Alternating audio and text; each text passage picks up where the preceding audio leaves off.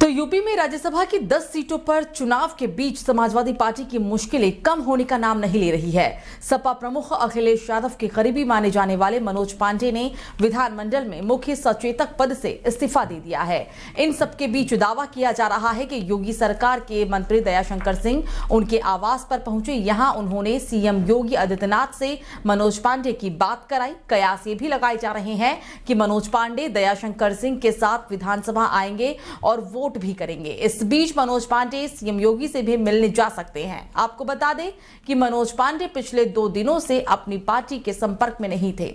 मनोज पांडे रायबरेली के ऊंचाहार से समाजवादी पार्टी के विधायक हैं।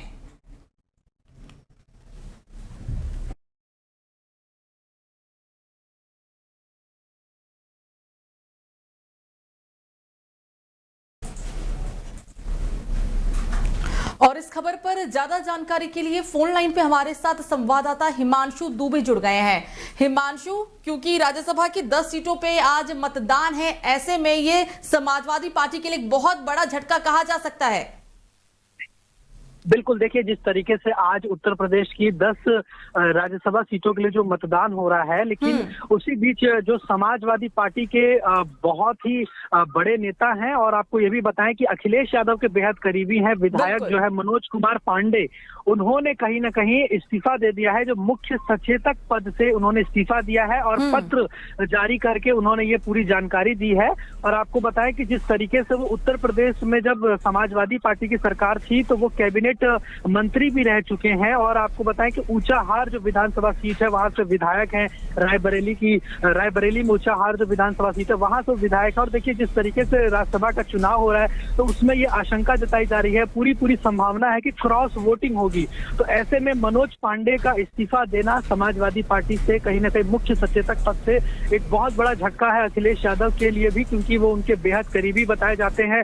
और जिस तरीके से जो वोटिंग हो रही है उसमें से आपको बताएं कि अभी तक कहीं ना कहीं मुख्यमंत्री योगी आदित्यनाथ और जो सपा मुखिया अखिलेश यादव ने अपना वोट जो है वो मतदान कर दिया है। और इसके साथ ही अभी भी वोटिंग की प्रक्रिया चल रही है। और आपको बताएं कि भाजपा के 8वां जो प्रत्याशी है और जो सपा का 3रा प्रत्याशी है उसको जिताने के लिए कहीं ना कहीं अतिरिक्त मतदान की आवश्यकता पड़ेगी। और यही वजह है कि इसमें क्रॉस वोटिंग की पूरी संभावना है, क्योंकि जहां एक तरफ 7 जो सीटें हैं, 7 वोट पूरी तरीके से भाजपा के पक्ष में रहने वाले हैं, तो वही 2 जो उम्मीदवार होंगे वो समाजवादी पार्टी से जीतना उनका तय माना जा रहा है। लेकिन जो ये लड़ाई है वो एक तरफ जहां भाजपा की 8वीं सीट के लिए है तो वही समाजवादी के 3रे प्रत्याशी को जिताने के लिए ये पूरी लड़ाई है। तो इसमें किस तरीके से क्रॉस वोटिंग होती है ये अपने आप में बड़ा सवाल है। और अखिलेश यादव ने भी अभी बयान देकर ये बोला था कि अगर जो भी विधायक किसी दूसरे दल में जाता है, बीजेपी में शामिल यदि होता है, तो उसके पीछे कोई ना कोई डील जरूर होगी,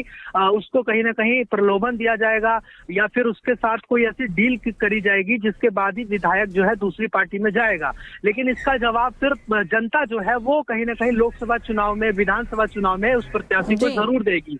तो ऐसे में बड़ा झटका माना जा सकता है। मनोज पांडे लगातार अपने विधानसभा की बात करें या समाजवादी पार्टी के जो मुद्दे होते हैं लगातार विपक्ष के सबसे बड़े चेहरे के तौर पर देखे जाते हैं। और विधानसभा में मुख्य तौर पर अगर देखा जाए तो समाजवादी पार्टी का बहुत ही मजबूती के साथ वो पक्ष रखते हैं। तो ऐसे में बड़ा झटका ये माना जाएगा।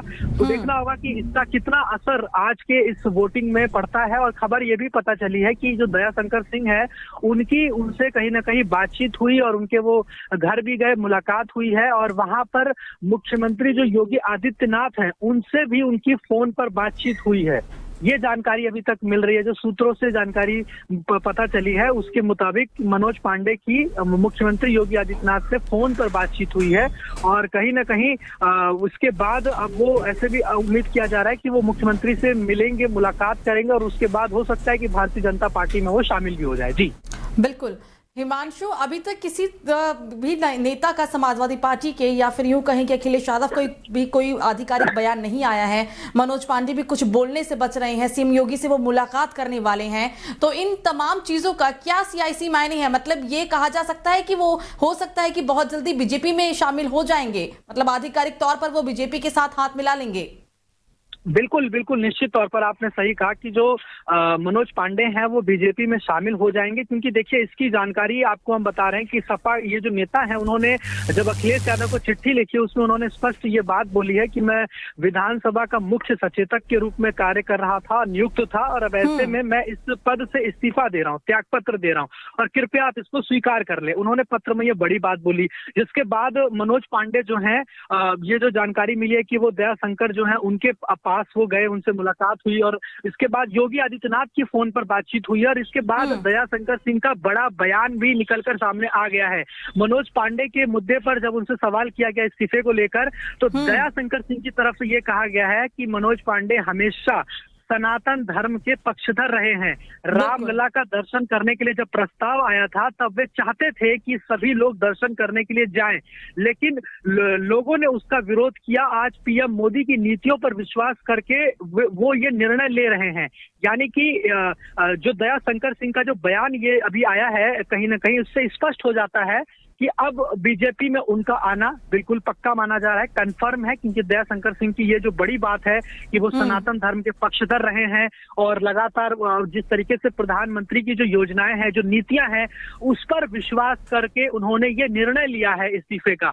तो इससे पूरी उम्मीद है कि दयाशंकर सिंह के मदद से और कहीं ना कहीं दोनों के बीच जिस तरीके से बातचीत हुई और फिर सीएम योगी की बात करवाई फोन के जरिए, तो कहीं ना कहीं आने वाले 1-2 दिन के अंदर ये पूरे उम्मीद है कि वो भारतीय जनता पार्टी का दामन थाम लेंगे और ये बड़ा झटका जो है अखिलेश यादव को लगने जा रहा है और कहीं ना कहीं इसका असर भी चुनावों में देखने को, लोकसभा चुनाव जो आने वाला है उसमें साफ तौर पे देखने को मिलेगा, क्योंकि ब्राह्मण जो वोट बैंक है, जो जनरल कैटेगरी का जो वोट बैंक, बहुत बड़ा वोट बैंक माना जाता है उत्तर प्रदेश में, वो कहीं ना कहीं मनोज पांडे समाजवादी पार्टी को दिलाने का काम करते थे। वो ब्राह्मण समुदाय से थे और श्रवण जो जाति है वह उससे जनरल कैटेगरी से आते थे। तो ऐसे में जो अखिलेश यादव है, अभी एक ब्राह्मण सम्मेलन भी हुआ था जहां पर स्वामी प्रसाद मौर्य के बयानों को लेकर विरोध दर्ज कराया गया था अखिलेश यादव के सामने।